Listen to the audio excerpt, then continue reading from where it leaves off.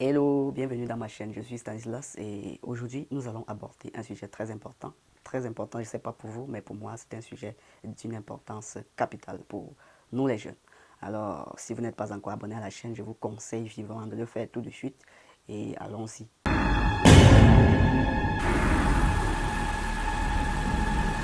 Alors, si tu viens de réussir ton examen, je ne sais pas, peut-être le bac ou la licence ou un autre diplôme, il y a un certain nombre de choses que tu ne dois surtout pas faire.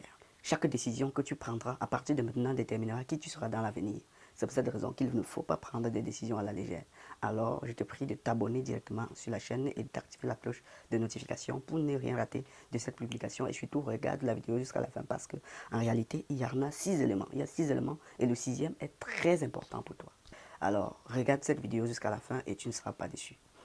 Allons-y. Premier élément, ne tombe surtout pas dans le jonglage. Beaucoup d'entre nous, lorsqu'on finit les études, on tombe dans des choses qui ne cadrent pas vraiment avec nos objectifs. On tombe dans la rue, on fait un certain nombre de choses, mais c'est que nous ne savons pas ce que, lorsque nous faisons tout cela, ça finit par devenir notre quotidien. Pourquoi? Parce que c'est pas facile pour un mototaximan d'abandonner son métier pour aller faire autre chose après. Lorsque tu commences, c'est comme ça que tu continues jusqu'à tu vas te retrouver à 50 ans en train de faire la même chose. Si ce que tu fais après ton examen ne cadre pas avec tes objectifs, ne le fais surtout pas.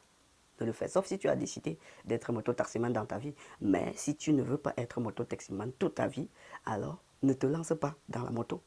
Puisque si tu te lances dans la moto, soi-disant c'est pour chercher l'argent pour faire telle chose, pour chercher l'argent pour aller faire autre chose, non, ça ne sera pas facile puisque à chaque fois que tu vas rencontrer une petite difficulté dans ce que tu as envie de faire réellement, tu vas toujours te retrouver en train de faire la moto. Tu vas retourner toujours dans la moto, ce qui n'est pas évident. C'est pour cette raison que après un examen, il faut passer par une période que j'appelle souvent la grève de la faim. La grève de la faim, c'est quoi? La grève de la faim, c'est que tu connais réellement quel est le mal. Mais tu supportes cette période pour pouvoir atteindre ton objectif. Ça veut dire quoi? Si tu as envie de devenir, je ne sais pas, entrepreneur, oui, entrepreneur c'est bien. Si tu veux entreprendre pour pouvoir mettre sur pied des structures qui vont te produire de l'argent, ce qu'il faut faire au départ, c'est quoi? Ce qu'il faut faire au départ, c'est qu'il faut un certain sacrifice personnel. Il faut se sacrifier personnellement pour atteindre cet objectif-là. D'abord, avant de voir dans quelle mesure tu peux maintenant gagner de l'argent. Tu viens d'avoir le bac ou un autre examen, je précise. Alors, il faut passer par la grève de la faim d'abord. Ne te lance surtout pas en entreprise sans formation. Ça, c'est très important. Il ne faut pas se lancer en entreprise sans formation. Vous voyez, la plupart d'entre nous qui essayent de créer des entreprises sans premièrement travailler pour une entreprise ou alors sans faire de formation n'arrivent pas à atteindre les objectifs à 100%. Si tu viens d'avoir un examen, la première des choses à faire, même s'il faut le faire gratuitement, pas faire des stages de formation, des stages simples, les stages ne sont pas payants en entreprise, tu déposes seulement les dossiers et puis tu attends et puis si on te prend, tu peux faire le stage, même si c'est gratuit. Même si c'est gratuit, il faut le faire parce que si tu le fais, tu auras beaucoup à gagner. Tu vas gagner en expérience, tu vas faire même une formation sans payer puisque la plupart des écoles de formation du supérieur dans notre pays demandent beaucoup d'argent. Et pourtant, si tu pars déposer les dossiers dans les différentes entreprises, surtout les entreprises qui cadrent avec tes objectifs. Je précise, tu peux avoir un diplôme de littéraire, tu peux avoir un diplôme de scientifique, mais à la base, il faut savoir ce que tu as envie de faire dans ta vie. Il faut savoir ce que... Si après le bac et tu ne sais pas ce que tu as envie de faire dans ta vie, alors c'est qu'il y a problème. C'est qu'il y a problème parce que normalement, lorsque tu passes même déjà le BEPC, tu dois savoir ce que tu as envie de faire dans ta vie. Sinon, tu vas passer ton temps à errer de gauche à droite sans toutefois savoir quelle est vraiment la direction que tu dois prendre. Ne fais pas croire à tes parents que tu t'en sors déjà. Lorsque tu viens d'avoir un diplôme, ceci arrive généralement aux gens qui viennent d'obtenir un diplôme du supérieur comme la licence, le master et autres. Vouloir faire croire aux gens qu'ils ont déjà réussi, qu'ils ont des moyens. Et pourtant, ils ne s'en sortent pas. C'est très dangereux. Pourquoi? Parce que peut-être après ton master, tu as eu la chance d'être recruté dans une université comme chargé des TD, comme assistant et autres. Bon, disons pas recruté, hein. Disons tout simplement que tu as eu la chance qu'un enseignant te prend pour l'assister. Qu'est-ce qui se passe? Directement, au village, on sait d'office que tu travailles. Et pourtant, toi-même, tu t'en sors pas. Ce que tu gagnes ne te permet même pas de manger normalement. Ça ne te permet même pas de régler tes propres factures. Mais au village, on sait que tu es déjà riche. Qu'est-ce qui se passe? Tous les parents te posent des problèmes de gauche à droite. Il y a tel enfant qui a besoin d'aide et autres et autres. Tu te retrouves en train de résoudre les problèmes de tout le monde dans la famille. Et pourtant, tes propres problèmes te dépassent. Non, ça ne marche pas. Même si tu arrives à t'en sortir, même si tu arrives à payer déjà ton loyer, ne fais pas croire aux gens que tu es déjà riche. Sinon, c'est toi qui seras maintenant responsable de tous les problèmes de la famille. Je précise, c'est toi qui seras maintenant responsable de tous les problèmes de la famille, ce qui ne doit pas être le cas. Ce qui ne doit pas être le cas. Alors si tu écoutes bien cette vidéo, ne fais jamais ça. Même si tu arrives un peu à t'en sortir, ne dis surtout pas à tes parents que tu t'en sors déjà. Parce qu'il faut d'abord atteindre un certain niveau de finance. Je ne dis pas qu'il ne faut pas aider les parents. Non. Si tu as la possibilité de donner un 5 000 à ton père ou à ta mère, tu as la possibilité de contribuer aussi lorsqu'on fait quelque chose à la maison, c'est bon. Mais surtout, il faut leur faire bien comprendre que tu es encore en train de te chercher et que quand le moment va venir, tu vas pouvoir les aider. Parce que lorsque tu as déjà une petite source de revenus, le plus important, c'est de pouvoir économiser suffisamment pour pouvoir faire quelque chose de mieux. Pour pouvoir faire quelque chose de mieux. Alors, si tu n'as pas encore eu la possibilité, l'âge ne compte pas. Que tu aies 20 ans, 25, 30, 40, ce n'est pas grave. Ce qui est sûr, c'est que tu dois d'abord atteindre ton objectif. Ne te marie pas et surtout, n'enceinte pas une fille. Ça va vous sembler un peu bizarre, surtout chez nous les Bantous, où on te prend pour un homme, surtout quand tu as déjà un enfant et autres. On va dire, tu vas mourir sans enfant, ça va déranger et autres. Mais ce que je dis, c'est quoi? Ne te marie pas et surtout ne fais pas d'enfant sans avoir atteint ce que tu cherches.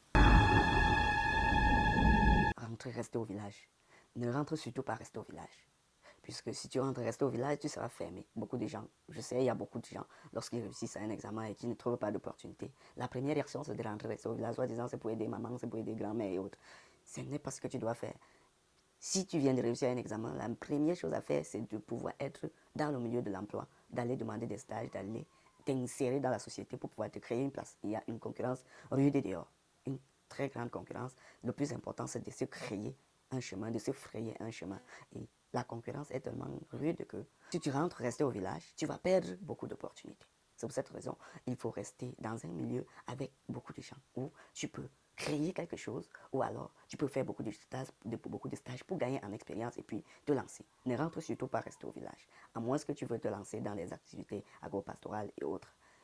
En plus, pour se lancer dans des activités agropastorales et autres, il faut faire une formation.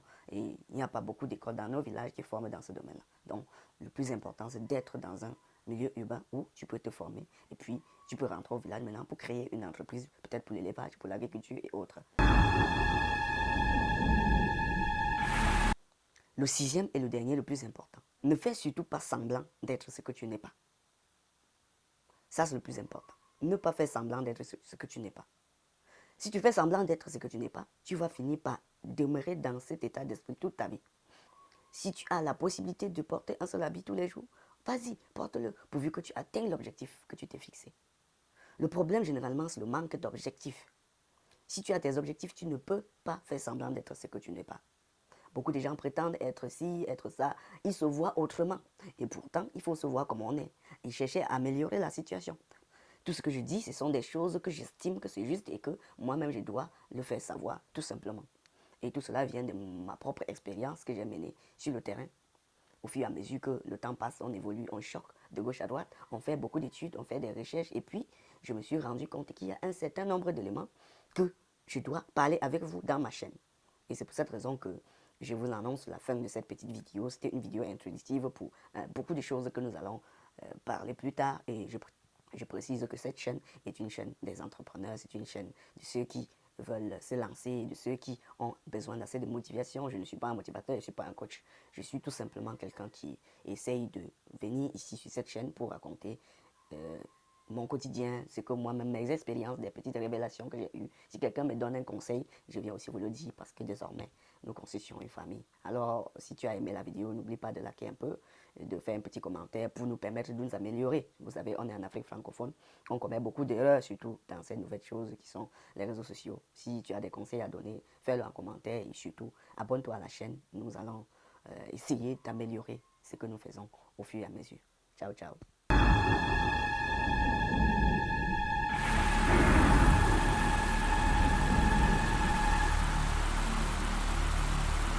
Be My Sound